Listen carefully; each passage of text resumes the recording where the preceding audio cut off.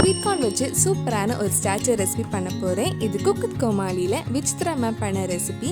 இது டேஸ்டியான கார்னஸ்ட் எப்படி செய்கிறதுன்னு இந்த வீடியோவில் பார்க்கலாம். ஃபர்ஸ்ட் ஒரு பேனில் 1 டேபிள் ஸ்பூன் பட்டர் எடுத்திருக்கேன். பட்டர் மெல்ட் ஆகி கொஞ்சம் சூடானதும் இதில் 1 கப் ஸ்வீட் கார்ன் ஆட் பண்ணி ஒரு 5 நிமிஷம் வதக்கலாம்.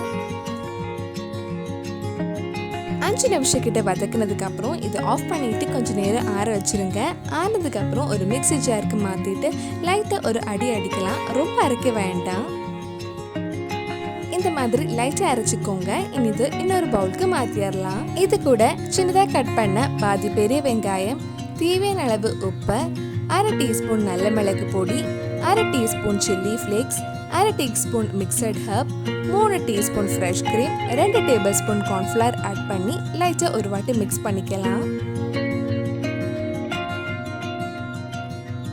இதெல்லாம் சேர்த்து ஒரு வாட்டி மிக்ஸ் பண்ணதுக்கு அப்புறம் மசிச்சு வச்சிருந்த ஒரு உருளைக்கிழங்கு மிக்ஸி ஜாரில் லைட்டாக ஒரு அடி அடிச்சதுக்கு அப்புறம் இதை ஆட் பண்ணலாம்.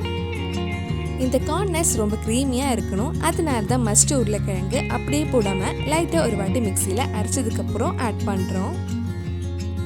இந்த கார்ன் பால்ஸ் பிரெட் கிரம்ஸில் கோட் பண்ணுறதுக்காக ஒரு சின்ன பவுலில் 1 டேபிள் ஸ்பூன் மைதா எடுத்திருக்கேன். இதில் கொஞ்சமாக தண்ணி ஊற்றி மிக்ஸ் பண்ணலாம்.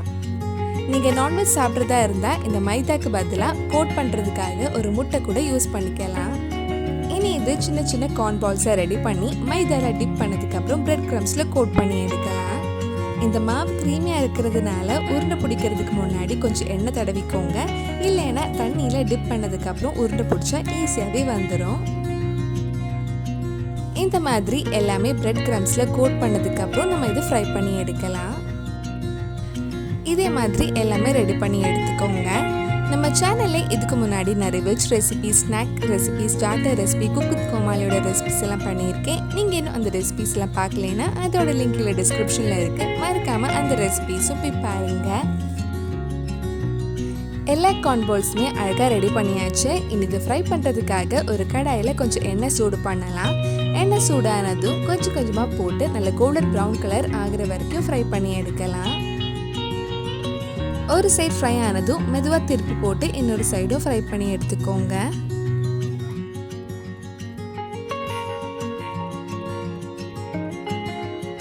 இந்த மாதிரி எல்லா சைடும் கிறிஸ்பியாக நல்ல கோல்டன் கலர் ஆனதும் எடுத்துடலாம்.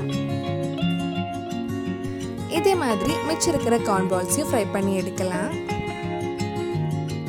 கார்ன் பால்ஸ் எல்லாம் ஃப்ரை பண்ணி முடிச்சதுக்கப்புறம் இது பார்க்குறதுக்கு கார்னஸ் மாதிரி இருக்கிறதுக்காக இது லைட்டாக கொஞ்சம் ஓப்பன் பண்ணி இதுக்குள்ளே ஃப்ரெஷ் க்ரீமும் ஒரு 2-3 ஸ்வீட் கார்னும் ஸ்டஃப் பண்ண போகிறேன். அவ்வளவுதான், சூப்பரான கார்னஸ் ரெடி ஆயிடுச்சு. கண்டிப்பாக நீங்களும் இந்த ஸ்டார்டர் ரெசிபி உங்கள் வீட்டில் செஞ்சு பாருங்கள். பிடிச்சிருந்தா இந்த வீடியோவை லைக் பண்ணுங்கள், உங்கள் ஃப்ரெண்ட்ஸ் அண்ட் ஃபேமிலிக்கு ஷேர் பண்ணுங்கள். வேறு நல்லா குக்கு கோமாளி ரெசிபி நம்ம சேனலில் ட்ரை பண்ணலான்னு கீழே கமெண்ட் பாக்ஸில் சொல்லுங்கள். நீங்கள் இன்னும் என்னோட சேனலை சப்ஸ்கிரைப் பண்ணலைன்னா மறக்காமல் சேனலையும் சப்ஸ்கிரைப் பண்ணுங்கள். கூடவே அந்த பெல் ஐக்கனும் ப்ரெஸ் பண்ணால் நான் புது வீடியோ போட்டுடனே உங்கள் ஃபோனுக்கு நோட்டிஃபிகேஷன் வந்துடும்.